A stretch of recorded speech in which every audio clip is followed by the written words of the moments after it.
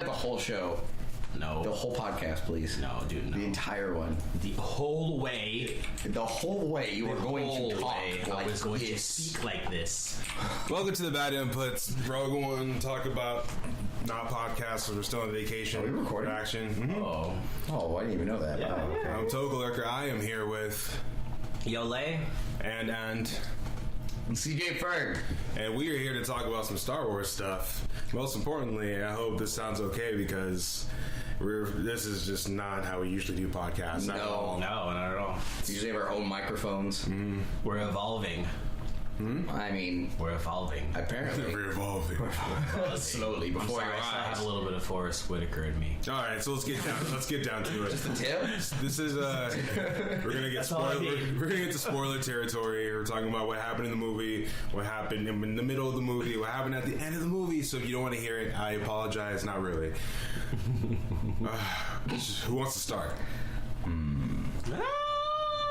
I'm not really sure. I guess here. Why don't we start off by saying the movie isn't bad, but I would say the movie I'm has. happy. I'm happy with the movie. I'm happy with how it turned out. Yeah, but I feel this is the thing with Star Wars though, which makes it interesting, is that the movie being good. If it's like a new movie, something like I saw, like for example, Ex Machina. Yeah. The movie's pretty good, and especially for a somewhat new concept, but not actual, like kind of overused thing. Like it was good. For Star Wars, it has this tier that it's in that you know, it's like with the Godfather and other franchises. That's like if it doesn't hit a certain type of note with people, they'll get mad, and even people will think if you think the movie is just okay, that you don't like the movie, that you don't like Star Wars, because Star Wars is like infallible. Yeah.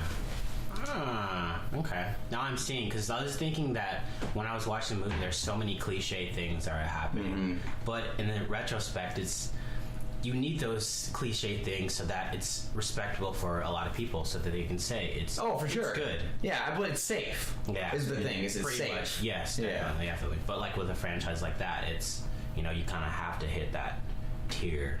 You know, That's the thing, and that's hard to hit. You know, it's like because the audience is so wide and diverse that it's kind of hard to. And we talked about this. It's funny. It kind of rings true with the seventh movie. It's like there's kind of something you have to achieve with a Star Wars movie, and people. God, how would I say this? I think we're kind of talking about the future of the franchise right now. Yeah. Instead of talking about how we feel about the movie, and that kind of concerns me a little bit. So I want honest feelings. Like whatever, like first thing that comes to your mind about how Star Wars, a Rogue One story, made you feel, and how does it do a good job of leading up to A New Hope?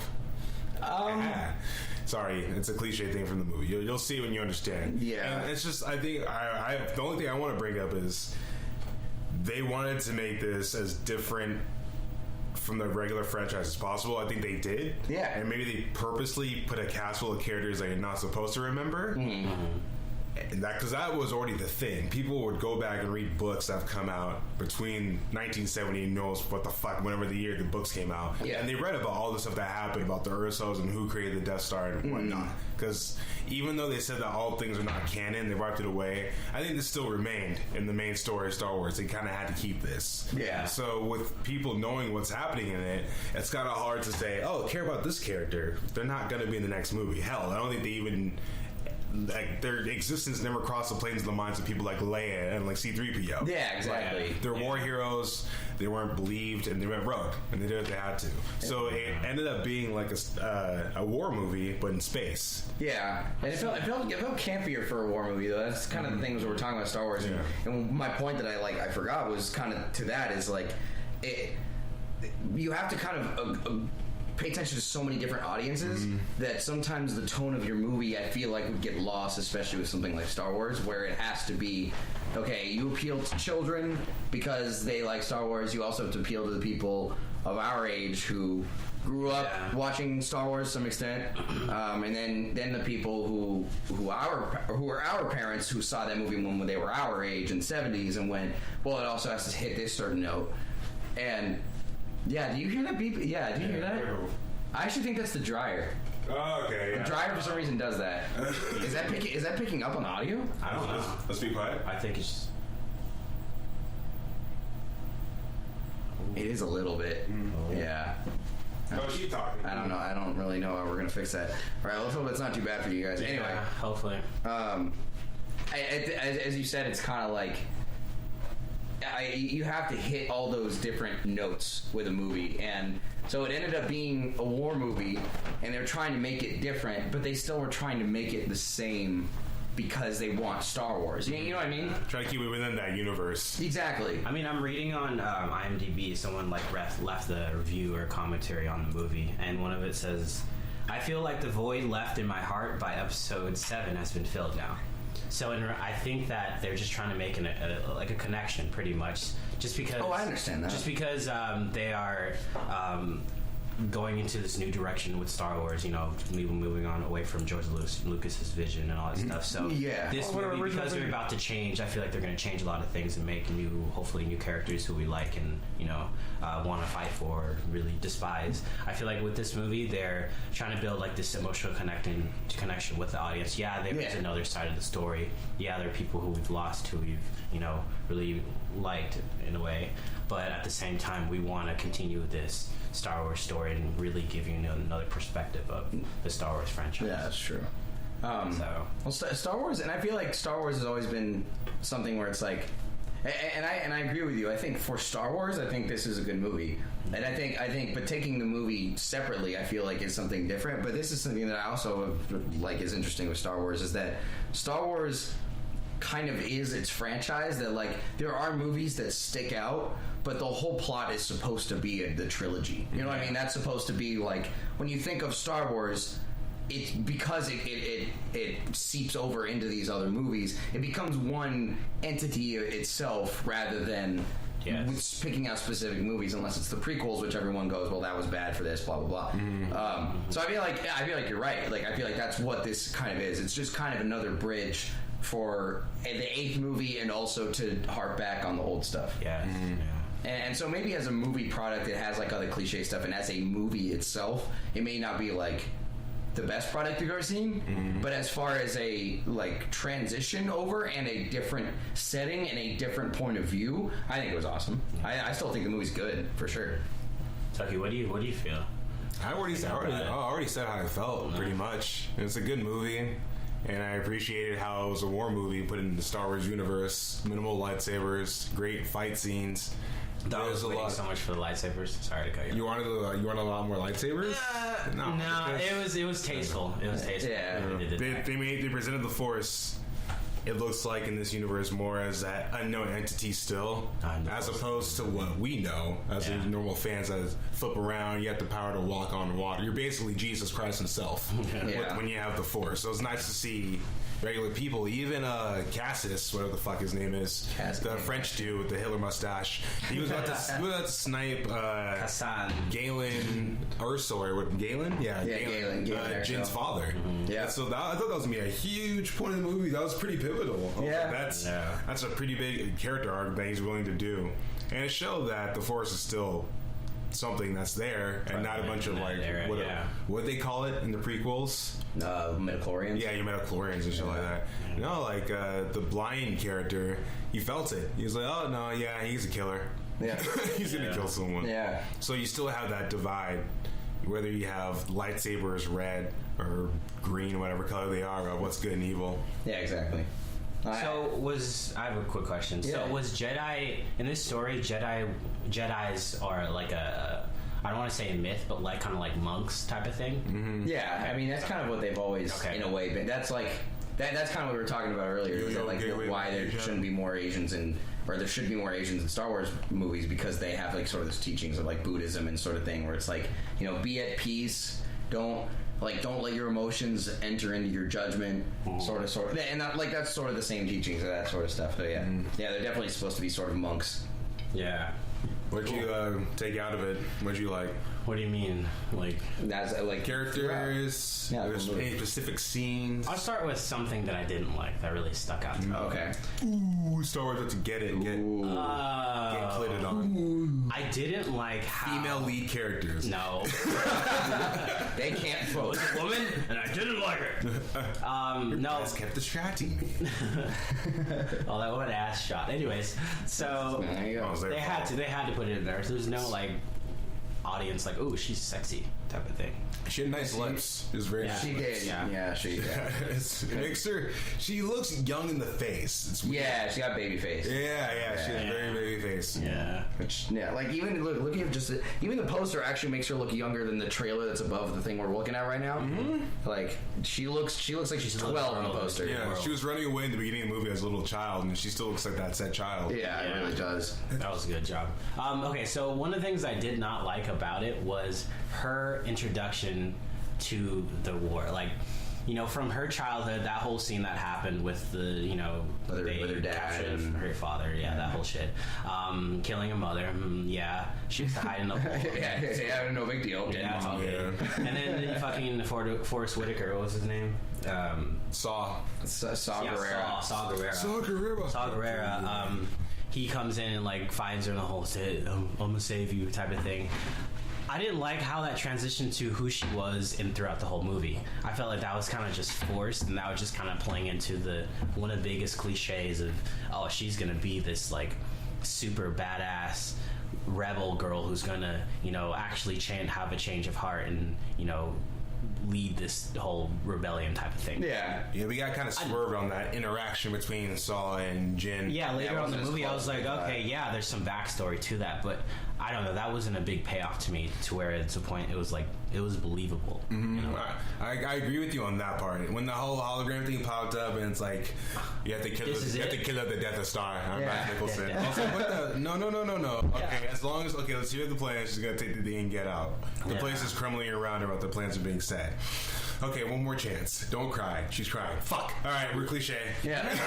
Seriously, I just felt like, really, that's it. That's I was like, no, I didn't want that. They had a lot of opportunities to make it not cliche, and they went right into the cliche direction. I think they could have done better with her backstories to the point where maybe they didn't need to. I don't know. And the way that they brought it up too, like she was, what was it? She was running away or something, and they caught her. Oh, she was in the prison or whatever, and she had to break out or something like that. And I don't know, I feel like that execution could have been done a lot better to where it was believable to the point. I agree with you. I think they probably deleted out scenes of her being trained by Saul or some shit like that. Yeah. They like cut off some time, I would imagine. Yeah. Because she got badass, but she got badass a little too fast. Exactly. Yeah. That's what I'm saying. Maybe they could have had like how she got captured. Yeah, exactly. A preview to that. Then she was in jail for a little bit, show her character, and then like she breaks out. Yeah. Just to make it like a more connection. I guess I wasn't connected to her. Like they kind of did that with Rey in the seventh movie, where it's like right when you kind of met her when God damn it, why can't I remember his fucking name? What's his name in the movie? Just say the actor's name. God, I can't remember his actor's name either. Oh. Which one? Fucking John Boyega. There it is. Finn. Yeah, Finn. That's it. Okay. Finn Balor. So when Finn Balor, when he met her, there was kind of an established like, I'm this loner who's lived in Tatooine, and I deal with the junkers and the traders and the mobsters, and I'm a badass and I have a staff. Yeah, like you saw how street smart she was. Yeah, like immediately, like they kind of presented like, okay, here's a tone that you're gonna set for the whole movie. The tone I got for her was, I miss my daddy. Yeah, you know what I mean? Like my world sucks because my dad's gone. He's an Imperial, and then it's just all of a sudden, then she gets a message, and she's like, "Oh, now I care." You know, to fight in this war is the way I can connect with him, type of thing. Yeah, it just I agree. There was like a disconnect. It was just kind of like, here's a little girl gets away, don't really understand anymore about what happened with her and Forrest Whitaker. Mm-hmm. Now she's just loner on the run. Yeah, I kind of agree. She's trying to find herself through this whole revolution type of thing. Well. At the same time, they kind of gave her shit for trying to jump on board with the revolution. Yeah, they did. They did point that out. I did enjoy that they were self-aware to understand, like, why would some punk kid just want to join us all of a sudden? Yeah. And if it makes you feel better, you said that it looks like they just kind of skip-scopped on stuff. There's an article out saying that there's enough deleted scenes to make a whole nother Rogue One movie. Wow. So there's that. Well, that's interesting. Yeah, I'd like to see that. I mean, maybe if I buy this DVD, I would like to see this. 3 hours. Yeah.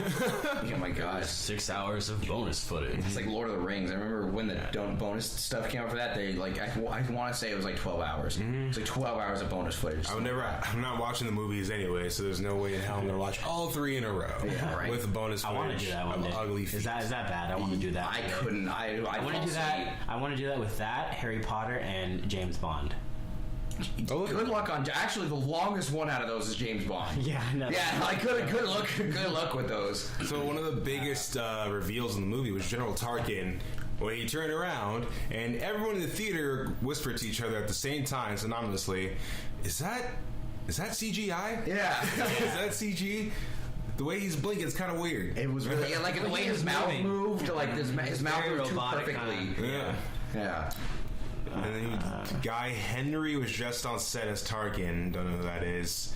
And it helped just capture it all. I didn't think it looked that bad. Apparently, there was another CG effect for one of the people in the Rogue Fighters, whatever the fuck those things called. I felt that they led that way to Princess Leia's character too. It's kind of just like. Yeah, I'm gonna connect it a little bit, make her CGI as well. Well, I did like it. It was very that transition from the This is hope. And yeah, if you guys saw the movie, you'd understand. It's like that's like what I said. Like Rogue One definitely connects. If you want something that connects these Star Wars movies to the older ones, this is the one you want. Like this is definitely fills a lot of holes. But as a movie, there's definitely parts where it feels like it kind of jumps around and it feels like motivation is like uncertain for characters and stuff like that. It hopped around. It's a fast-paced movie that goes slow. Yeah, like the first act or two just dragged on forever. Yeah, it was just like setting up about it. Okay, so what do you guys like about the movie? Oh yeah, I saw what I liked. My favorite character in the movie was a little bitch pilot character.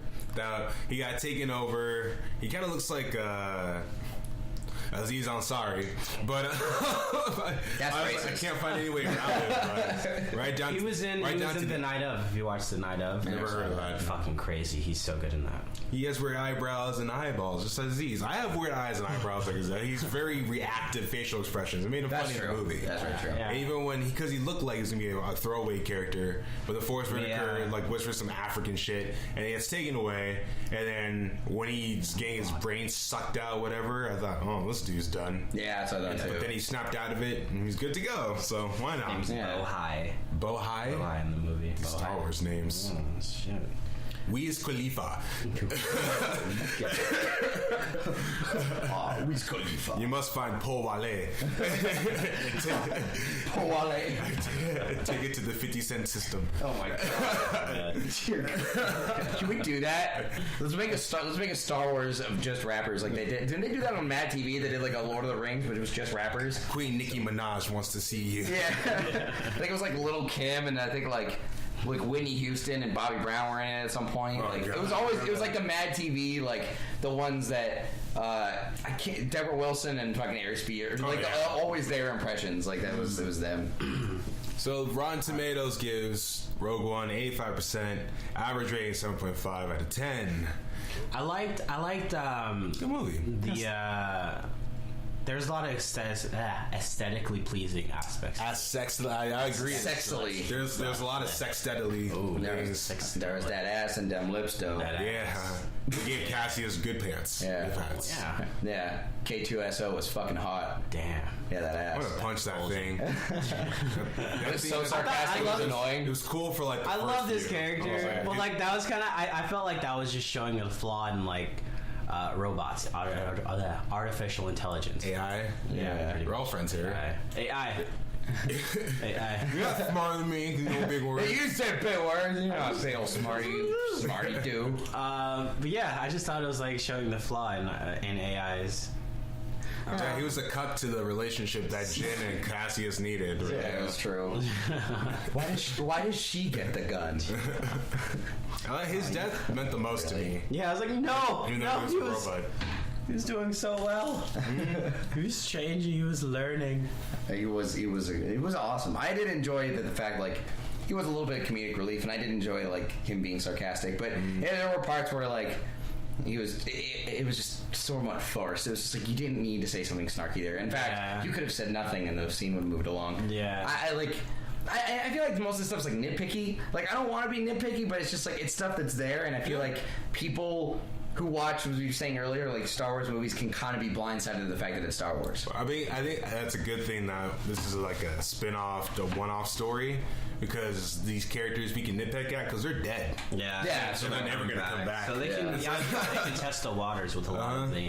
Yeah, it's just another story. I really enjoyed the CGI too. I thought it was well done. There's one part where I thought, oh, this looks like a small little model that they're trying to, manipulate to look like it's actually what it is. Oh, the ships. Yeah, the ship. Yeah, you can tell at some points you can be like, oh yeah, it looked like a model. Yeah, it looked like a little model where they were shooting, and there's like a background, some kind of artificial way of building that scene together.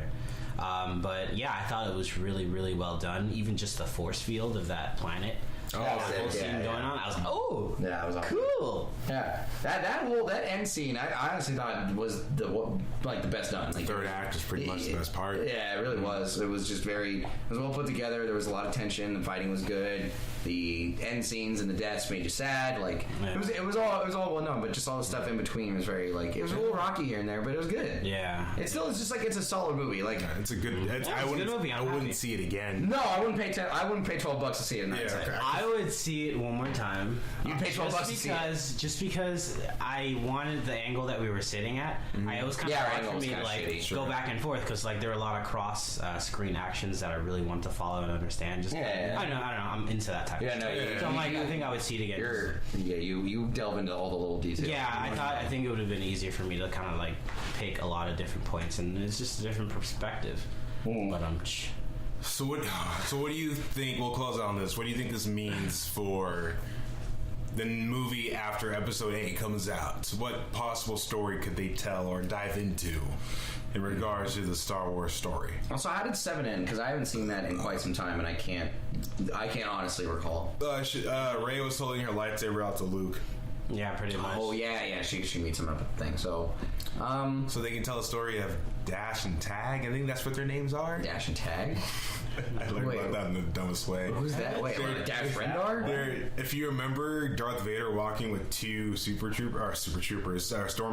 Yeah. There's a group of there's two of them named Dash and Tag, and they're responsible for a ship crashing and for there's a bunch of stuff in the universe happening. What in the world? And they die, whatever return they go. So it's kind of funny. They're two idiots.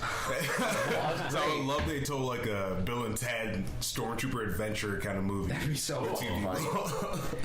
I can't remember. I'm trying to think. I know there's a show where there's a duo of people that literally always fuck up, but they're sometimes good and they're sometimes bad. I can't. Oh, that's it. Pirates of the Caribbean. It's that same thing. You know what I'm talking about? The fucking I hope it. That guy and then the tall. Yeah, it's the same sort of dynamic. Yeah. I've always liked that. Parlay. Yeah, I mean, it's for what it's gonna mean for the 8th movie. I think it's gonna be some good plot holes filled. I think that's as far as it really goes, to be honest. So. I mean, the next spin-off movie, because we're gonna get another one of these in 2018. Really? Another one? Yeah, we're getting a movie in between each of the episodes. Oh well. I mean, okay. Yeah, I'm not too mad about it, but I'm kind of just I think it kind of fuels me to want to see more of the actual Star Wars story more. Yeah, I just kind of want to. I don't want to get it to a point of where it becomes ad nauseum. I 3 Star Wars is 3 Star Wars movies. Honestly, is a lot. That's a lot of movies. My head hurts. What does that word mean? What? And it just means basically until you want to throw up. Okay. Like hearing something until it's you don't want to hear it anymore. We teach you words here at Bad Inputs. Yeah, we're educational. We're hilarious. So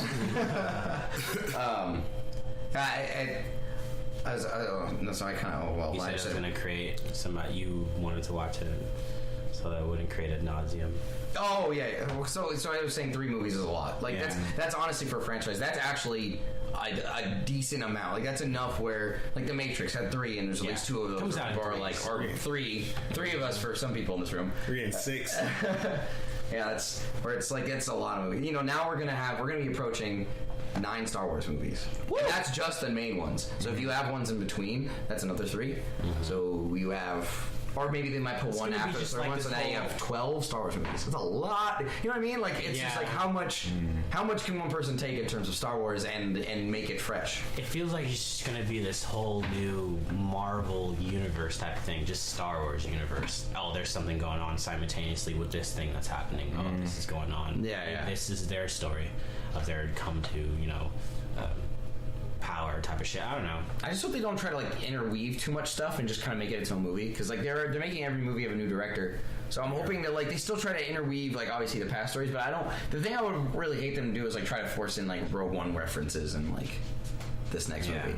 Like unless it was like part of the thing, like let's say they go to like Jeb or whatever the fuck that planet's name was. Luckily, it looks like these movies are taking place far enough apart, or they don't like. They're not going to do that. Okay, that's good. I like that. Okay. What is the thing that you put in front of us? Oh, that's the duo, Tag and Bink. Tag and Bink. Yeah. Hey, they look like a hilarious duo. Dumbass stormtroopers that work for Vader. And Vader looks like the pissed off. Well, that's a nice picture. Vader looks like the pissed off father. All right, guys. So I'll go to each one of you. I'll end up on this: thumbs up, thumbs down. You had 2 thumbs. Ooh. Eloy, what do you give Star Wars Rogue One? That's what is that? Say it out loud. It's a teeter. A thumb and a half. Yeah, it's like teetering up on the up. What do you give? This was like It's a teeter. It's like it took a little more for it to be 2 thumbs up, but just not quite there. Yeah, just because the beginning kind of just like set the tone for the movie, so that's why. So it's kind of like if I was gonna say like this is like 50%, this is like another 50%. Give it like a. I guess I give it like a C. You give it a C? A C plus. Okay. C plus. C plus. Yeah. I give it 1 thumb up. 1 thumb up. 1 thumb up, 1 thumb down? Yep, so like a 6. So like a C minus. Wow. That's about what I was going to say too. One thumb up, 1 thumb down. Range. We are harsh. Yeah. I literally fell asleep. I was struggling to stay up within a little segment of the movie. It was annoying. I never had to do that with a lot of movies. Yeah, I was about to say, like, the reason I know, like, I didn't enjoy as much as I wanted is that I was itching to look. I didn't look at my watch and I didn't look at my phone, but I was itching. I did. I turned my phone off and I was itching. I was like, you know what? I'm gonna give this movie a little more of a chance. Just want to make sure. But that's the thing. Is like I had to do that a couple of times. There were times where like I got into it, and there were times that it pulled me immediately back out. So it was very like a roller coaster ride for me. So I'd say if you want plot holes filled, go see it. If you want to be blown away by like a movie and its storytelling, maybe not the greatest of the Star Wars series. I say go see it just because it's part of the Star Wars universe. I agree with that. Yeah. I'd say if it's just Star Wars, you're gonna see it. But maybe not really. It's just an interesting development of a new story. I pay $12 for it. It was great. I would say be happy there's no spoilers. Yeah. There's literally there's no way anyone could spoil this movie. No, not really. How? They got the deaths. How could you? Yeah. How could you do that to me? Why would you? I was going to see the movie next week. Wow. They got the Death Star plans? I never knew that. I had no clue. This is the Bad Inputs reacts to Star Wars story, Rogue One. I've been here with Eloy. Where can they find you? Yole, find me on Twitter, Yole_Valentine. You can find Colin at twitch.tv/TJFerg691 and on Twitter at theFerg91 where I complain about video games and Smash and a bunch of other stupid stuff. And you can find me petting doggies at twitch.tv/Toka Lurker. And you can find me sending out gifts to Matt Mickelson drinking vodka during interviews at Twitter. Tokalurk15. Do you think he's a vodka man? I feel like he's an old fashioned man. He looks like he's old fashioned. He poured he had a half a bottle of vodka during an interview. Oh, did he really? Yeah. Oh, you weren't kidding. I thought you were just fucking guesstimating. I thought you were just like checking that out there. Serious. Oh, well, damn. You can find Matt Mickelson. all our content at the beautiful place called YouTube that's fair to all content creators. Likewise, YouTube.com, search Bad Inputs. Winds up, hose down. Up, hose down. Up, hose down. Up, hose down.